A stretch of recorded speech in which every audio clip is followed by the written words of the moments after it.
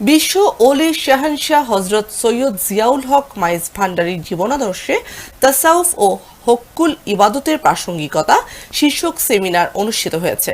শুক্রবার বিকেলে রাজধানীর তোপখানার রোড চট্টগ্রাম সমিতি মিলনায়তনে এই সেমিনারের আয়োজন করে বাইতুল আসফিয়া মাইজ ভান্ডারী খানকা শরীফ। সেমিনারে ইউসিবিএল ইস্কাটন শাখার হেড অফ ব্রাঞ্চ কাজী মুজিবুল ইসলামের সভাপতিত্বে প্রধান অতিথি হিসেবে উপস্থিত ছিলেন Bangladesh registrar of copyrights Zafar রাজা চৌধুরী।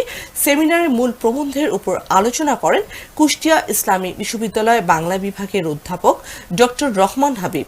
আর উপস্থিত ছিলেন Shanto Mariam university of creative technology Bangla বিভাগের সহকারী অধ্যাপক ডক্টর নিজামউদ্দিন জামি, বাংলাদেশ সুপ্রিম কোর্টের deputy attorney general advocate Imran Ahmed Bhuiyan. এ সময় সেমিনারের সার্বিক তত্ত্বাবধায়ন ও সমন্বয়কারী হিসেবে দায়িত্ব পালন করেন বাইতুল আসফিয়া মাইজ ভান্ডারী খানকা শরীফের ফিরোজ আহমেদ। আয়োজনের উদ্দেশ্য হলো যে সুফিবাদের, আমরা যারা সুফিবাদ চর্চা করি, তরিকা চর্চা করি, আমরা যে হক্কুল ইবাদের অংশটাকে আমরা সবচেয়ে গুরুত্ব দিয়ে থাকি, নামাজ রোজার পাশাপাশি যে পরোপকারের বিষয়টা, এটা অবহিত করা আমাদের মূল উদ্দেশ্য। আমাদের এই দরবার যতদিন চলবে, তরিকা মাইজ ভান্ডারী কিয়ামত পর্যন্ত জারি থাকবে ইনশাআল্লাহ।